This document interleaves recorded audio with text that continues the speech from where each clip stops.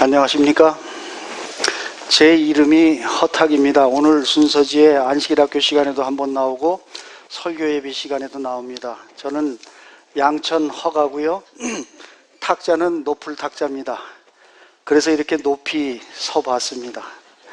근데 오늘 세 가지 관문이 있었습니다. 교과 공부하고 그 다음에 헌금송 해야 되고 설교를 해야 되는데 일단은 두 관문은 제가 무사히 통과를 했습니다. 감사합니다. 그래서 제가 지금 성경 그 설교 제목을 무지하게 건방지게 정했습니다. 다시 성경으로라니, 우리가 언제 성경에서 떠났단 말인가? 아닙니다. 여러분이 아니고 제가 미처 몰랐던 겁니다. 그래서 제가 다시 성경으로 하는 생각으로 제목을 정했습니다. 여러분들 오해하지 않으셨으면 좋겠습니다. 성경의 기초가 무엇인가를 제가 조금씩 이해를 하면서 신앙이라는 것이 이런 것이었구나 하는 것을 조금씩 이해하게 됐어요. 아주 요만큼 이해를 했습니다. 그래서 여러분들과 함께 나누어 보고 싶어서 이렇게 설교 말씀을 정했습니다. 제가 이사를 간다고 하니까 이렇게 한목에 다 보여드려야 될 것 같아서 제가 욕심을 내서 이것도 하겠습니다, 저것도 하겠습니다, 그것도 버리지 마십시오 하고 부탁을 했더니 제가 너무 부담이 됩니다. 마태복음 11장 28절입니다. 수고하고 무거운 짐진 자들아 다 내게로 오라. 내가 너희를 쉬게 하리라. 우리를 쉬게 해주시겠다는 그 말씀이 어떤 면에서는 우리를 어깨를 짓누르고 행동에 제약을 주고 도무지 이게 쉬는 건지 가벼운 건지 이해를 못하고 살았습니다. 제가 저로 말씀을 드리자면은 할머니가 저기 한국의 영등포구 흑석동에 교회를 설립하시고 그 대를 이어서 제가 3대째 재림교인입니다. 따지고 보면은. 근데 어려서부터 한 것이 신앙이라는 것이 무거운 짐이고 학교에서 배우다 보면은 또 어리석은 일 같고 신앙이 이런 생각을 많이 하게 됐습니다. 그러면서 사회생활도 제대로 하지 못하고 늘 무거운 짐처럼 우리 재림교인이라는 것이 늘 무거운 짐처럼 저를 억눌렀던 것입니다. 근데 얼마 전부터 내가 너희를 쉬게 하리라 하는 그 말씀이 맞는 것 아니냐, 맞는 것 같다 하는 생각이 사실 들었습니다. 여러분들 사도행전 17장 11절에 베레아 사람은 데살로니가에 있는 사람보다 더 신사적이어서 간절한 마음으로 말씀을 받고 이것이 그런가 하여 날마다 성경을 상고함으로 믿는 사람이 점점 늘어났다는 기록이 있습니다. 여러분들께서 목사님이 설교하실 때는 분석하실 필요가 없습니다. 다 맞는 말씀이시고 다 여러분 하신 거지만은 장로가 설교할 때는 그 말씀이 그런가 하여 여러분들이 확인하셔야 됩니다. 왜냐하면 잘못된 말을 자기 생각으로 이야기해 드릴 수가 있기 때문입니다. 여러분들이 뭐라고요? 신사가 되셔서 확인해 보십사 하는 말씀입니다. 제가 어려서부터 아버지를 꽤 무서워했어요. 아버지를 꽤 무서워했는데 이렇게 커서 지금 생각을 이거 또 익숙지 않아가지고 그렇습니다. 이 커서 생각을 해보니까 아버지를 무서워할 이유가 없었어요. 왜냐하면 야단 맞은 적도 없고 뭐 두들겨 맞은 적도 없고 뭐 그런 적이 없었으니까 지금 생각해보면 아버지한테 혼난 기억이 없는데 아버지를 무서워했어요. 그래서 아버지가 밖에서 대문 열고 들어오신다 그러면 다녀오셨어요 하고 제 방으로 쏙 들어가 숨는 게 일이었어요. 그리고 그냥 아무것도 조용히 있는 것이, 그래서 저는 아버지에 대한 아버지에 대한 이미지가 상당히 좋지 않았던 것 같아요. 그런데 왜 그런가 생각을 해봤더니 어머니나 누나나 형님들이 아버지 오셨으니까 조용히 해, 그죠? 아버지 일하고 수고하고 들어오셨으니까 조용히 해, 이 말 때문에 아마 어려서부터 떠들면 안 되고 뭐 뛰면 안 되고 이런 걸로 인식을 했던 것 같아요. 근데 내가 생각해 보니까 아버지는 그러셨지 않으셨던 것 같아요. 늘 이뻐하셨던 것 같은데 제가 또 여동생 하나 말고는 넷째 아들 막내 아들이나 마찬가지였으니까 그러니까 늘 귀하게 생각을 하셨을 텐데 제 마음에는 늘 아버지는 두려운 분하고 생각을 했어요. 그래서 우리 다 신앙을 하는데도 하나님의 이미지가 어떤 것인가에 따라서 우리 신앙이 크게 바뀌어요. 조금 바뀌는 게 아니라 아주 크게 바뀝니다. 전 핸드마이크가 좋긴 한데 잘 들립니까? 아주 크게 바뀝니다. 로마서 11장 22절 보시죠. 그러므로 하나님의 인자와 어미를 보라. 넘어지는 자들에게는 어미가 있으니 너희가 만일 하나님의 인자에 거하면 그 인자가 너희에게 있으리라. 그렇지 않으면 너희도 찍히는 바 되리라. 이 말씀도 살벌합니다. 그죠? 우리가 하나님을 엄하다고 생각하면 어떻게 돼요? 찍히는 바 되리라. 그러니까 그렇게 하지 말라는 말씀이에요. 그렇게 하지 말라는 말씀입니다. 제가 교과 공부할 때마다 이 말씀을 합니다마는 하나님이 성경을 주시고 예수님을 보내신 이유는 우리와 함께 우리가 되기 위해서 그러신 것입니다. 예수님의 기도 요한복음 17장 27절에 20절에 21절에 내가 비옵는 것은 이 사람들만 위함이 아니요 또 저희 말을 인하여 나를 믿는 사람들도 위함이니 아버지께서 내 안에 내가 아버지 안에 있는 것 같이 두 분이 같이 있는 것 같이 저희도 다 하나가 되어 우리 안에 있게 하사 우리들도 다 예수님과 하나님과 같이 있게 하사 세상으로 아버지께서 나를 보내신 것을 믿게 하옵소서 하는 기도를 드린 것입니다. 이 겟세마네에서 예수님께서 드리신 기도인데 우리가 이제 창세기로 한번 이제 되돌아가 보자는 얘기예요. 창세기 2장 16절에서 17절에는 하나님의 명령 두 가지 중에 하나가 나옵니다.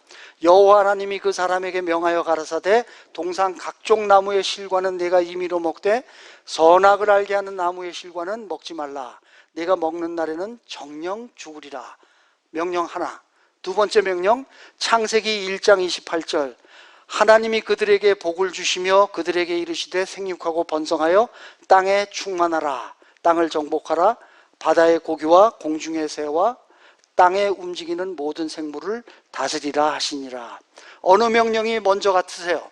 2장에 있는 것과 1장에 있는 것 어느 명령 순서를 시간적인 순서를 따지면은 어떤 것이 먼저인 것 같으세요? 첫 번째 거는 그들에게 말씀하셨다. 첫 번째 거는 그 사람에게 하시고 두 번째 거는 그들에게 하셨어요. 1장에는 그러면은 어떤 게 먼저 갔습니까? 제가 써놓은 순서입니다.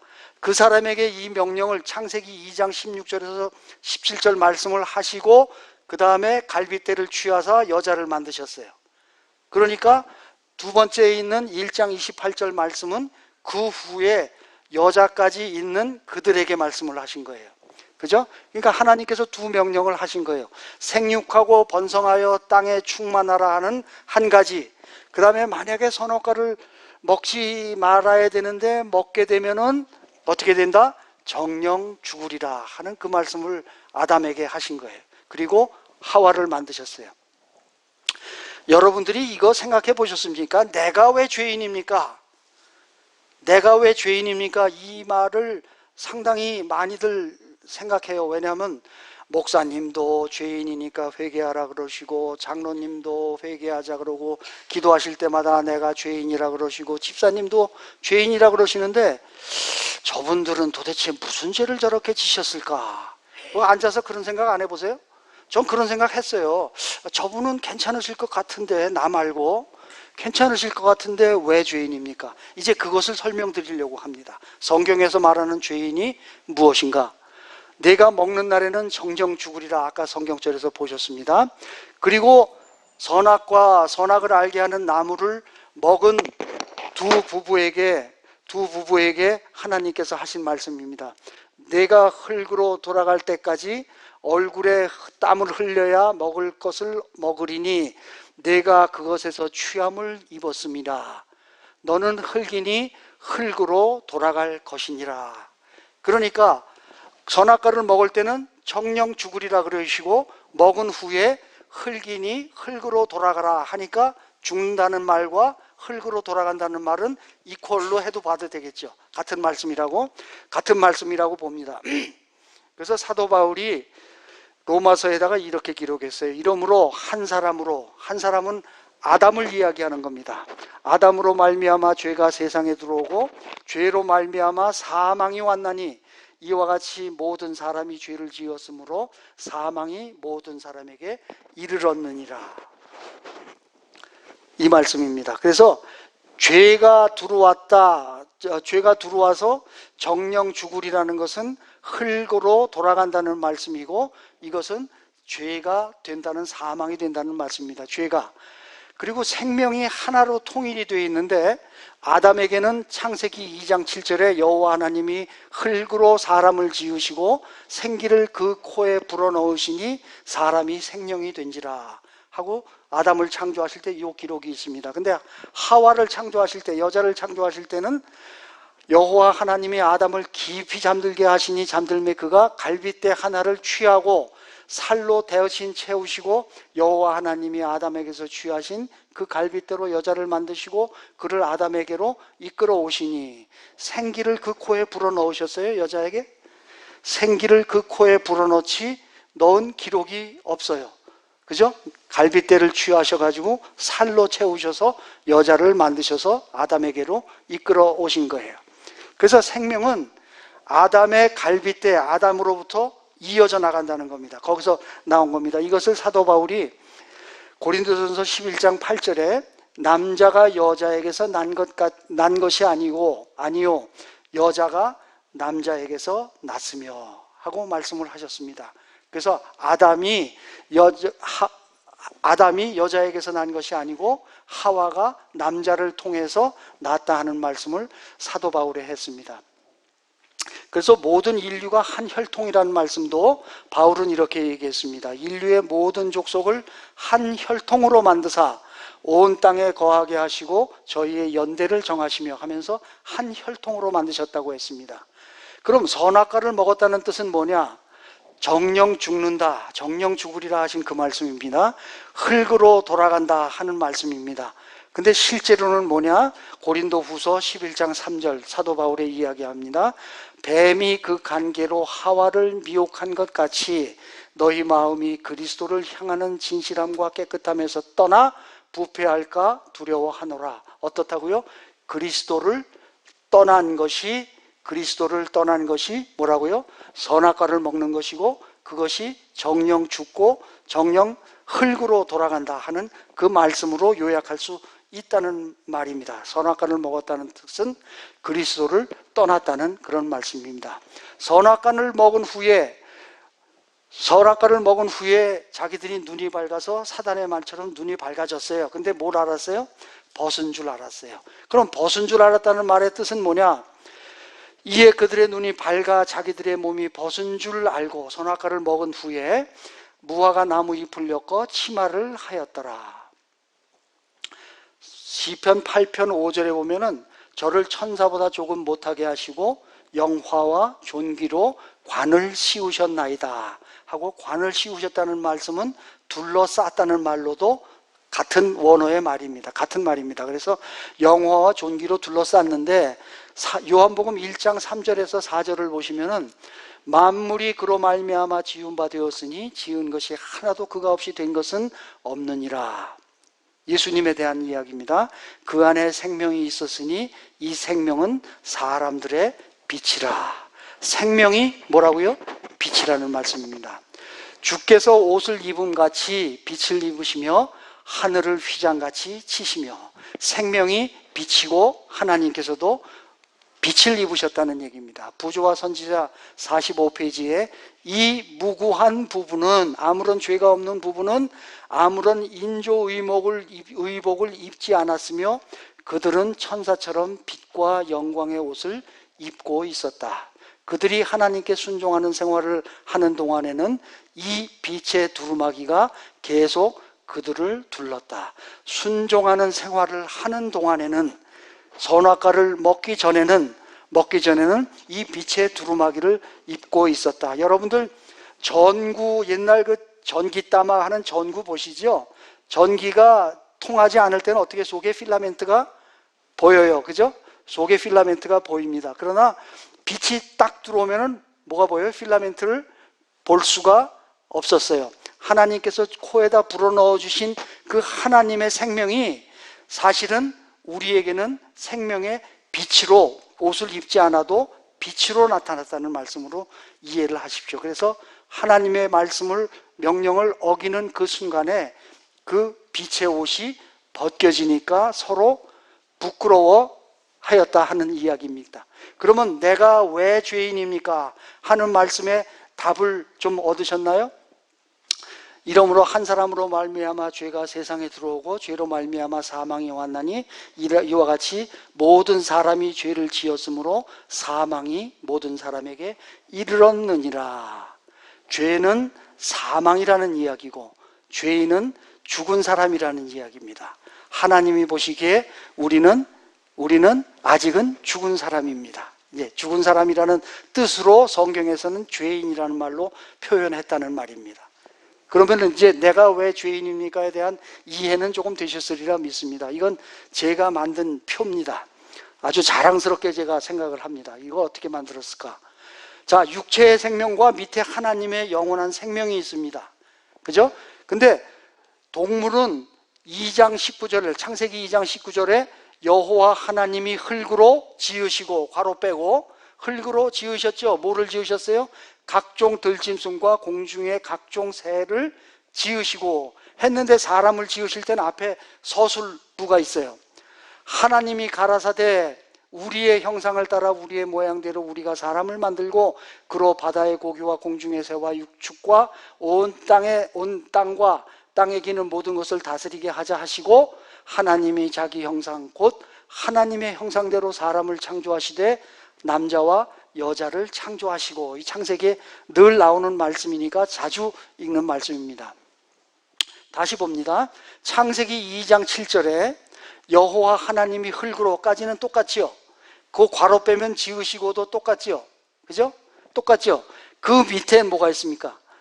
여호와 하나님이 흙으로 사람을 지으시고, 이게 한 문장입니다. 생기를 그 코에 불어넣으시니 사람이 생명이 된지라. 짐승에 불어넣지 않은 하나님의 생기를 그 코에 불어넣으셨어요. 그래서 뭐가 돼요? 생명이 됩니다. 다시 아까 말씀을 드린 대로 빛의 옷을 입게 되었다는 말씀입니다. 빛의 옷을 입게 되었다는 말씀입니다. 그래서 지금 성경에 표현하는 현상을 보면은 육체의 생명은, 이 빛의 생명이 없으면은, 빛의 생명, 하나님의 생명이 없으면은 앞에 있는 짐승과 사람이 크게 다르지 않습니다. 다만 하나님의 형상으로 만드셨기 때문에 그 밑에 도덕과 윤리와 교육이 무질서한 데서 도덕과 윤리와 교육이 필요한다는 것을 깨닫고 그것을 만들어가고 있는 거예요. 만들어가고. 그래서 육체의 생명이라는 것은 짐승의 성질입니다. 짐승의 성질, 수성이라고 하죠. 야수라고도 하고 맹수라고도 하는 그런 수성이 성격이 됩니다. 그래서 성경에 표현하는 것은 썩어져가는 구습을 따르는 자가 하나님의 생명이 없는 자입니다. 썩어짐의 종노릇 하는 자, 썩어질 자, 죽은 자, 아담 안에서 죽은 자, 땅에 속한 자, 육신에 있는 자, 육의 사람, 이런 사람들이 다 뭐예요? 짐승의 생명만을 갖고 있는 사람이에요. 근데 하나님의 생명을 가졌다는 사람들은 성경의 표현대로 얘기하면 썩지 아니할 시, 혹은 산자, 거듭난 사람, 영의 사람, 하늘에 속한 자, 부활한 사람, 하나님의 의로 부활한 사람, 그 다음에 그리스도인. 이것이 하나님의 생기를 받을 예정인 사람입니다. 받는 것은 언젠지 또 말씀을 드리죠. 그래서 현상에 보면은 짐승들에게는 아까 말씀드린 대로 도덕과 윤리와 교육을 통해서 어떤 질서와 체계를 잡으려고 하는 그런 움직임들이 있습니다. 그런 것들이 있습니다. 그 다음에 하나님의 생명을 가진 사람들은 하나님의 말씀에 순종을 하는 것입니다. 이것을 다시 조금 보면은 선악을 알게 하는 나무의 실과는 먹지 말라. 네가 먹는 날에는 정령 죽으리라. 이래서 짐승의 생명, 육체의 생명으로 올라가게 된 과정입니다. 내가 얼굴에 땀이 흘러야 너는 흙이니 흙으로 돌아가리라 하는 것이 육체의 생명만을 소유하게 된 그 과정입니다. 그런데 밑에 생명을 얻으려면 영생의 생명을 얻으려면 믿고 침례를 받는 사람은 구원을 얻을 것이요 믿지 않는 사람은 정죄를 받으리라. 또 요한복음 3장 5절에 예수께서 대답하시되 진실로 진실로 내게 이르노니 사람이 물과 성령으로 나지 아니하면 하나님 나라에 들어갈 수 없느니라. 그리고 예수님께서 오신 목적도 이렇게 말씀하십니다. 도적이 오는 것은 도적질하고 죽이고 멸망시키려는 것뿐이요 예수님께서 오신 것은 양으로 생명을 얻게 하고 더 풍성히 얻게 하려 하신 것입니다. 그래서 예수님이 오신 것은 하나님의 그 코에 불어넣은 그 생기를 다시 주시기 위해서 우리를 구원하시기, 그걸 구원이라고 표현하고 그러시기 위해서 오셨다 하는 이런 말씀입니다. 창세기 3장 15절을 우리가 보통 구속의 경륜이라고 합니다. 구속이라는 말을 한자로 써놨는데 이것은 대가를 지불하고 구원해준다, 구해준다 이런 말입니다. 경륜이라는 말은 커다란 포부를 커다란 계획을 이야기하는 것입니다. 내가 너로 여자와 원수가 되게 하고 너의 후손도 여자의 후손과 원수가 되게 하리니 여자의 후손은 내 머리를 상하게 할 것이요 너는 그의 발꿈치를 상하게 할 것이니라 하시고 하나님께서 범죄한 아담 하와 부부에게 이 약속을 하신 것입니다. 이 말씀을 보면은 여자의 후손이라는 것은 남자의 후손이 아니라는 것입니다. 우리가 생명의 이론성을 아까 말씀을 드렸죠. 여자의 후손이라는 것은 그래서 성령으로 잉태되는 예수님을 표현합니다. 남자와 저거하지 않은 동정녀에게서 나신 예수님이 탄생하실 것을 나타냅니다. 그리고 두 번째는 예수님께서 고난과 십자가의 죽음을 당하실 것이다 하는 것을 예언하는 것입니다. 왜냐하면 발꿈치를 상하게 될 것이요 하는 말씀입니다. 그 다음에 구주 예수 그리스도의 부활과 재림으로 사단과 그의 세력이 그 세력을 완전히 없애 승리하실 것을 예언한 것이다. 승리하실 것을, 그것은 뭐예요? 머리를 상하게 할 것이다. 너는 머리가 상할 것이다 하는 것의 그 예언이라고 볼 수 있습니다. 아담과 예수님을 비교한 성경절이 몇 가지 있습니다. 기록된 바 첫사람 아담은 생명이 되었다 함과 같이 마지막 아담은 살려주는 영이 되었나니. 고린도전서 15장 45절, 로마서 5장 8절. 그런즉 한 범죄로 많은 사람이 정죄에 이른 것 같이 의의 한 행동으로 말미암아 많은 사람이 의롭다 하심을 받아 생명에 이르렀느니라. 생명에 어떻게 이르는가 하는 것에 대한 말씀입니다. 한 범죄라는 것은 선악과를 먹은 범죄입니다. 의의 한 행동이라는 것은 예수님께서 십자가에 달리시고 부활하셨다는 그 행동입니다. 그리고 로마서 5장 19절 계속해서 한 사람의 순종치 아니함으로 많은 사람이 죄인이 된 것 같이 한 사람의 순종하심으로 많은 사람이 의인이 되리라. 왜 죄인인가? 순종치 아니함으로 아담의 범죄로 인해서 우리가 뭐가 되었다고요? 죄인이 되었다 이 말입니다. 죄인이 되었다는 것은 수명이 있는 삶을 살 수밖에 없다. 모처럼 짐승처럼. 그죠? 그렇다는 얘기입니다. 그래서 우리가 수명을 가지고 사는 동안은 일종의 죄인이나 마찬가지입니다. 그래서 순종하심으로 의인이 된다. 예수님께서 순종하심으로 우리가 의인이 되었습니다. 천금지자 불사엇이라는 말이 있습니다. 천금지자는 불사엇이거늘 하는 말씀이 있습니다. 이건 중국 옛날 고사에 나오는 얘기인데, 법녀라는 사람이 있어요. 법녀라는 사람은 여러분들이 와신 상담이라는 말씀 많이 들어봤죠? 그 상담을 하는 월왕의 모사입니다. 법녀라는 사람이. 그래서 나중에는 그 법녀가 패자가 되는 그 일을 한 사람이에요. 근데 그 사람이 월왕을 패자로 만들어 놓고 나서 보니까는 월왕과 같이 할 수가 없겠다 싶어서 자기가 사직을 하고 다른 나라로 갑니다. 다른 나라로 가서 이 사람이 부자가 돼요. 장사도 잘하고 농사도 잘하고 해서 부자가 되는데, 하루는 자기에게 아들이 셋이 있는데 한 사람이 소식이 들려오기를 둘째 아들이 초나라에 가서 범죄를 해서 죽게 생겼답니다. 누구를 죽여가지고 사형수가 된 거예요. 그래서 아들을 누군가를 보내야 되는데 누군가 보낼까 하다가 첫째를 보낼까 셋째를 보낼까 하다가 셋째를 보내기로 법녀가 결정을 했어요.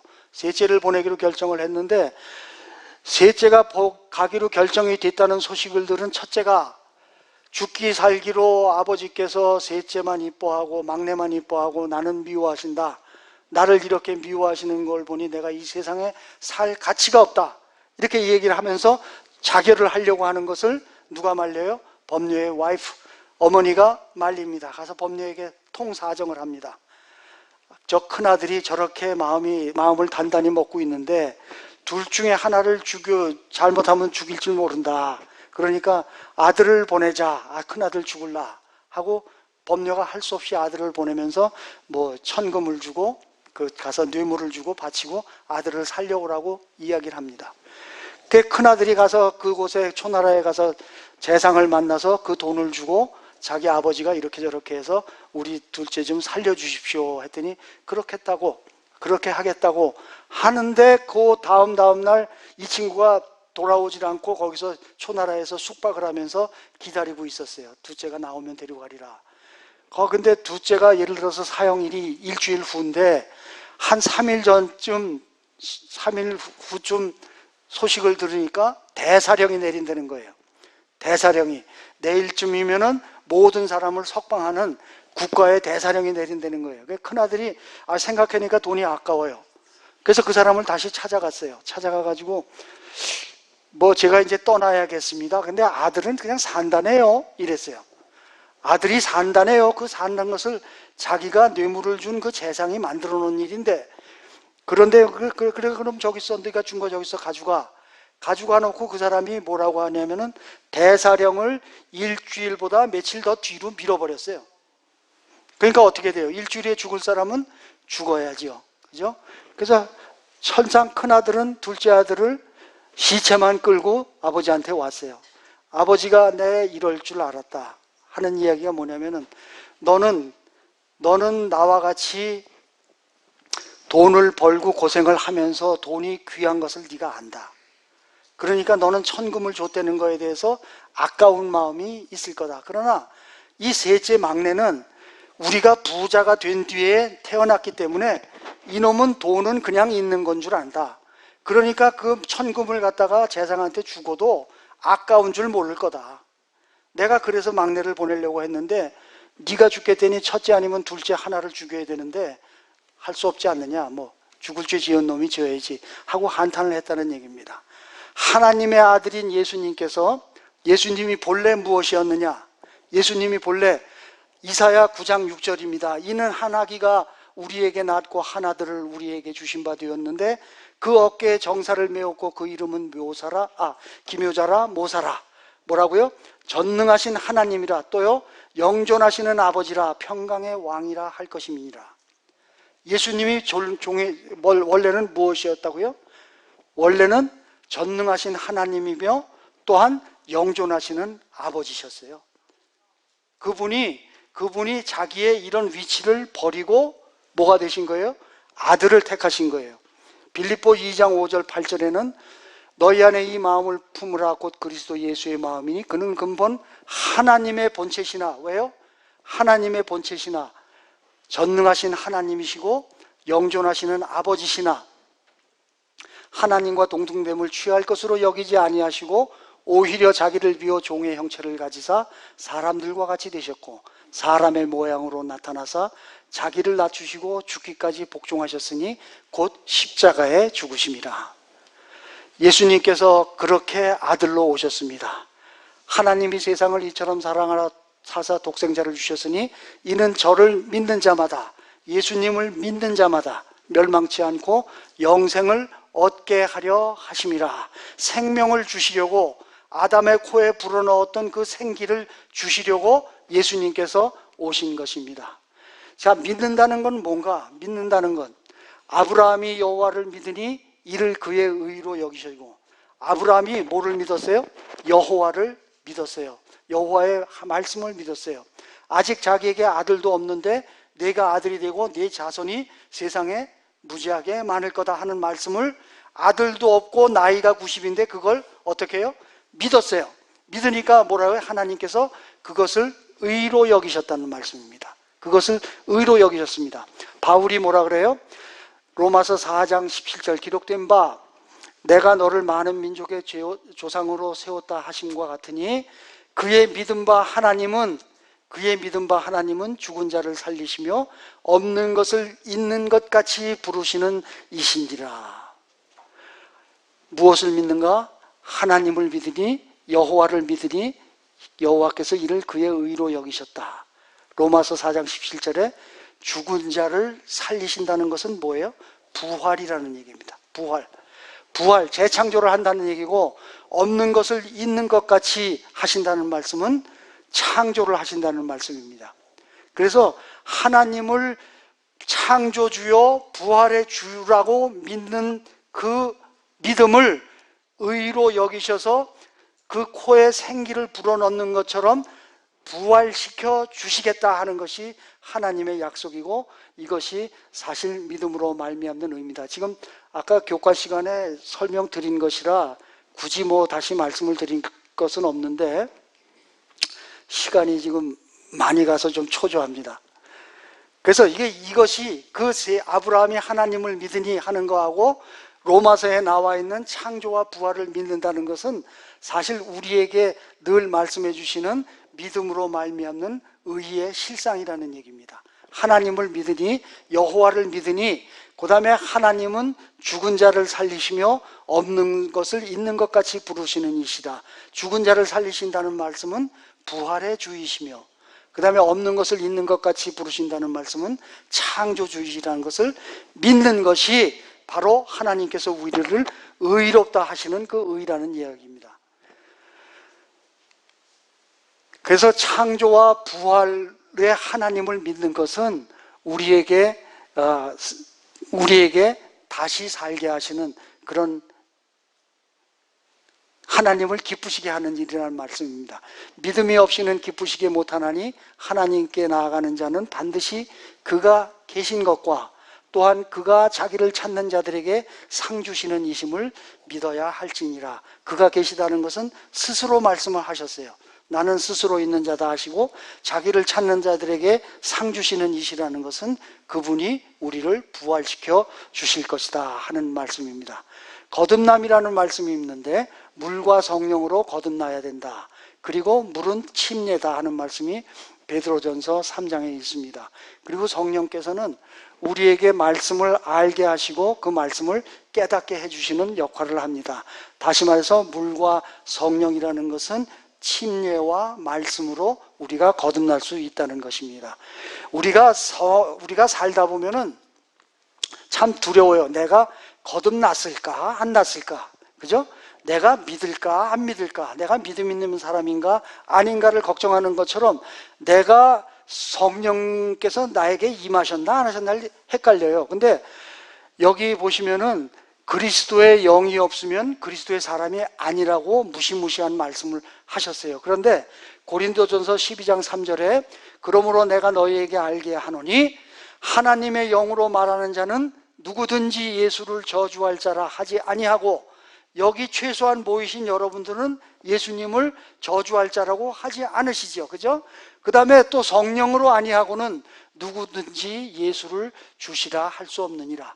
예수님을 주님이라고 부를 수 있는 그 사람은 무엇의 인도를 받은 사람이에요? 성령의 감화를 받고 있는 사람이랍니다. 내 마음이 뜨거워지고 혈기가 왕성해지고 이렇지 않더라도, 이런 느낌이 없더라도 내가 예수님을 저주할 자라고 하지 않고 예수님을 주시라 할 때에는 나는 성령의 인도를 받는 사람이다. 용기를 가지시기 바랍니다. 저도 이 부분에서 상당히 힘들어했어요.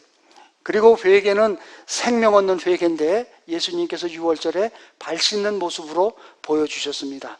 성령의 열매가 왼쪽 거라고 보십니까? 오른쪽 거로 보십니까? 성령의 열매가 각각 과일이 다를까요? 성령의 열매는 단수입니다. 한 열매 속에 여러 가지 맛이 있는 것입니다.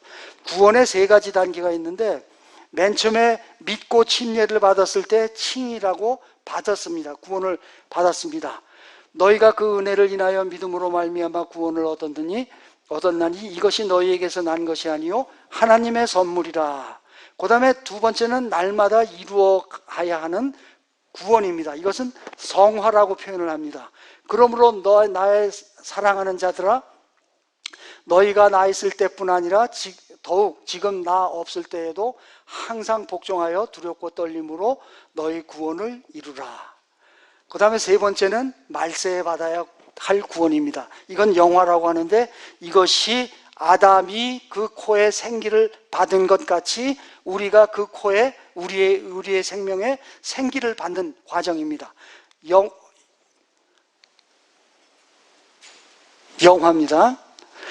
너희가 말세에 나타내기로 예비하신 구원을 얻기 위하여 믿음으로 말미암아 하나님의 능력으로 보호하심을 입었나니. 그러니까 말세에 나타날 구원이 따로 있습니다.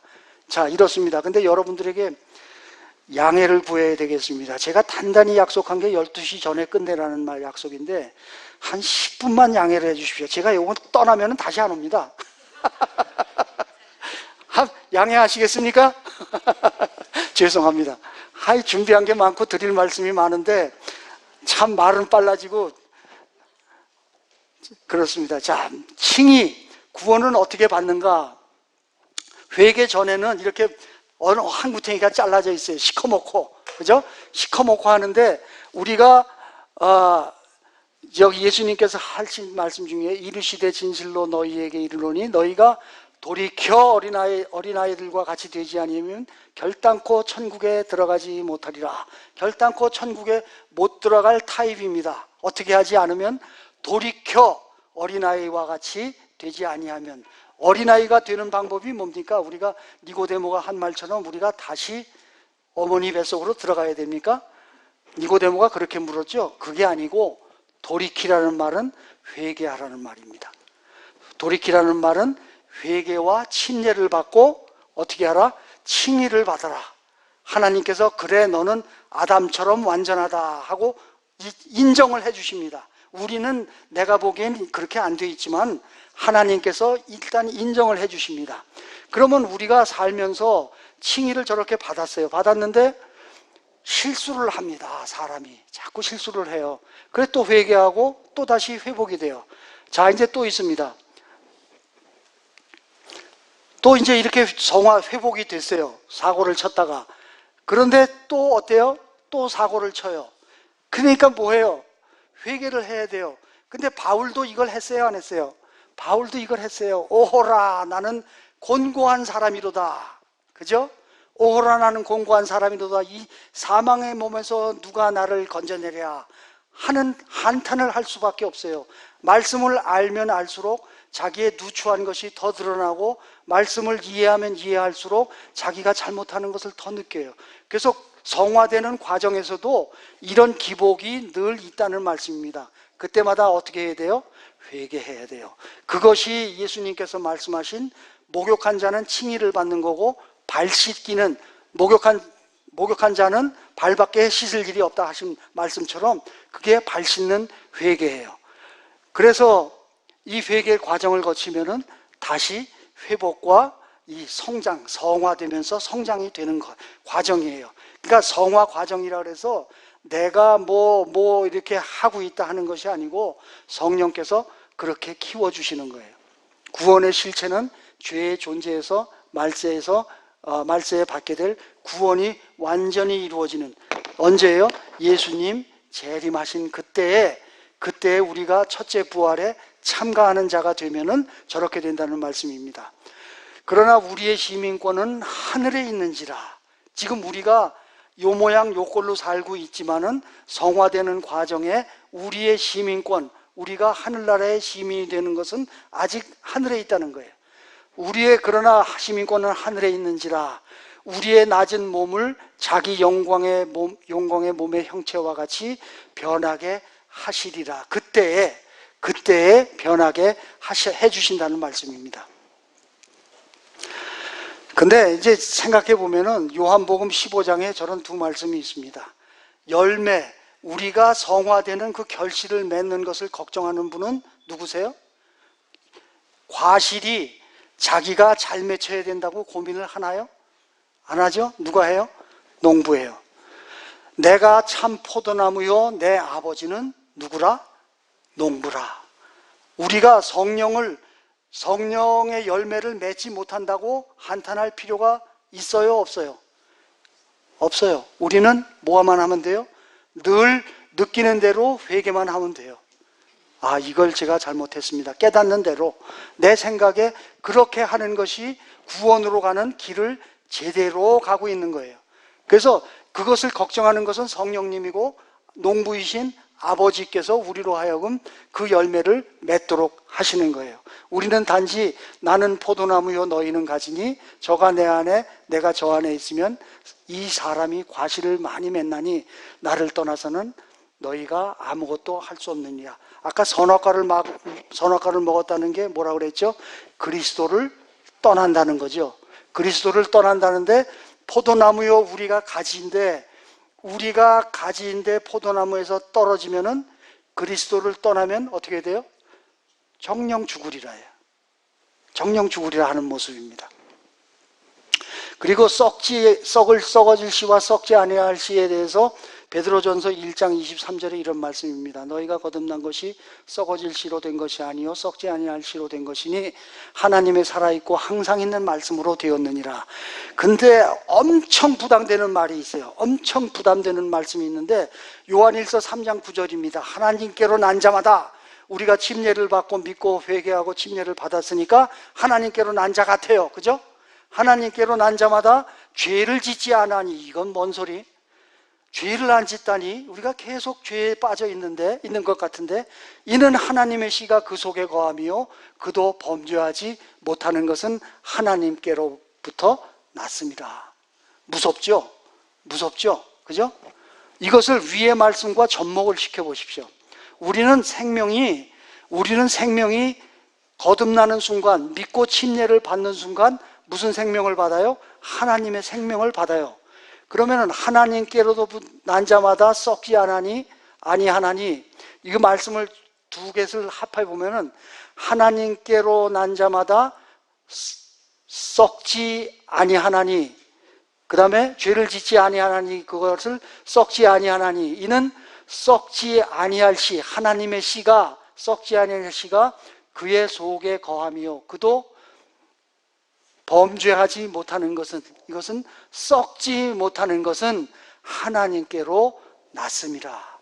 하나님의 생명을 우리가 소유하고 있기 때문에 우리가 비록 잘못하지만은 그리스도에 붙어 있으면은, 포도나무에 붙어 있으면은 우리의 생명은 썩지 않는다는 말씀입니다. 썩지 않는다는 말씀이에요.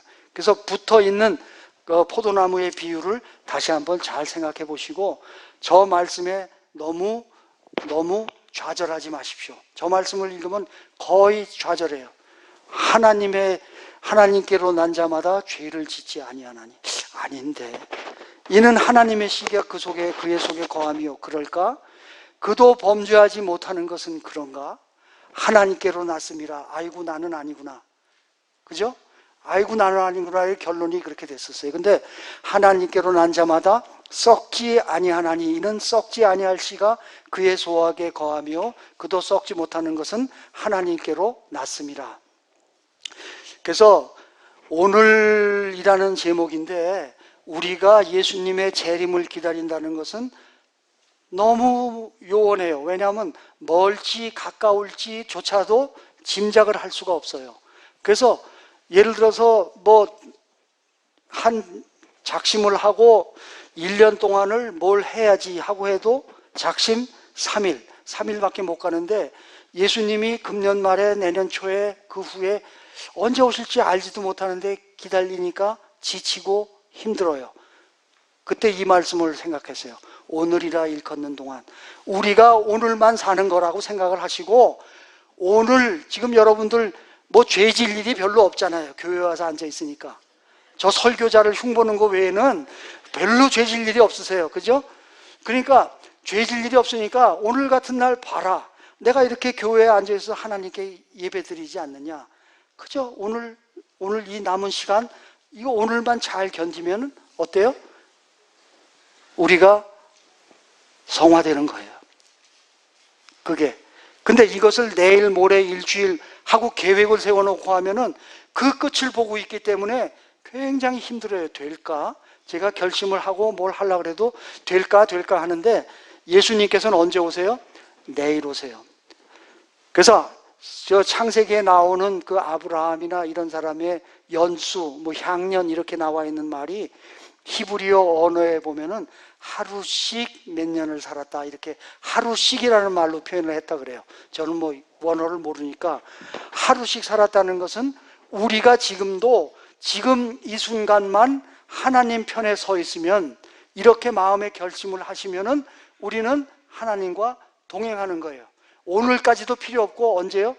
지금 이 순간 하나님과 동행하면 되는 겁니다. 그래서 우리가 나가는 것은 믿음의 주요 온전케 하시는 일이 예수를 바라보는 거예요. 끊임없이 누구를 바라보지 말고 자기를 바라보지 말고 자기를 바라보지 말고 이 거짓되고 헛되고 어리석고 한 자기를 바라보지 마시고 예수만 바라보세요. 예수만 바라보고 있는 것이 뭐예요? 포도나무에 붙어있는 가지예요.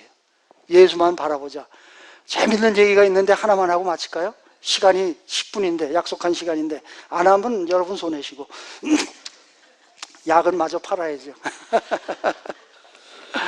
저 예수를 바라보자 하는 그 말씀을 가지고 말씀을 들은 이야기입니다.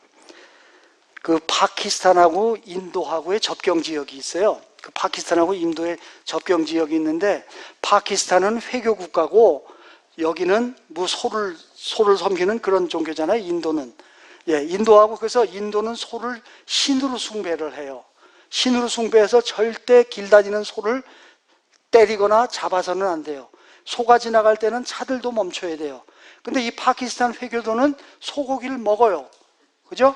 그 파키스탄 사람이 인도 접경 지역에 인도 안에 들어와서 사는데, 자기 친구가 파키스탄에서 온 거예요. 대접할 건 없고 가난한데 어떻게 해요? 지나가는 소를 보는 사람이 없길래 때려잡았어요. 그래서 맛있게 나눠 먹었는데 그걸 누가 본 사람이 있어서 고발을 했어요. 그래서 군수한테 잡혀갔어요. 어떻게 해요? 사형이죠, 뭐. 사형이에요. 그래서 이제 이만저만 파키스탄 사람이 그 군수에게 설명을 했어요. 자기 이만저만해서 저만 이만이면 했습니다. 살려주십시오. 살려만 주십시오. 그랬더니 조그만 종지를 주고 거기에 기름을 가득 담아서, 내가 이것을 들고 저 시장 있지 않습니까? 그 사람 많고 복잡한 시장을 한 바퀴 돌아서 다시 와라. 그때 한 방울이라도 흘리지 않았으면 너를 살려주겠다 했어요. 그래서 그 사람이 그 종지를 들고 그 시장을 갈 수밖에 없어. 그 길밖에 없으니까, 사는 길은. 그걸 가는데 온갖 사람들이 많고 많은 행사들이 있고 장사꾼들이 부르고 하지만 어떻게 했어요? 이 종지만 보고 간 거예요. 종지만 보고 가서 끝내 한 방울도 안 흘리고 군수한테 왔어요. 군수가 물었어요. 너 거기 그 무슨 색 옷 입은 사람 봤어? 아니요. 너 시장에서 그 뭐 파는 사람 봤어? 아니요. 그럼 뭐 봤어? 이것만 보고 왔는데요. 그 군수가 그럼 됐다. 예수를 바라보자 하는 것이 우리로 하여금 세상에 여러 가지들이 보일 수밖에 없지만은 예수님만 바라보는 그런 생애를 살아보자. 어렵죠? 어렵습니다. 어려운데 우리 목숨이, 우리가 생기를 못 받으면 마지막 말세에 얻을 구원을 못 받는 거예요. 그죠? 그러니까 우리는 어떻게 돼요? 이 종지, 예수님만 바라보고, 나도 바라보지 말고, 내 발이 어디 가나 안 가나를 바라보지 말고 예수님만 바라보고 살자 하는 것이 오늘 제가 여러분들에게 드릴 마지막 말씀 같습니다. 몇 가지 더 있긴 한데 그것은 뭐 별로 중요하지 않아요. 그래서 다 이미 말씀드렸던 것입니다. 감사합니다.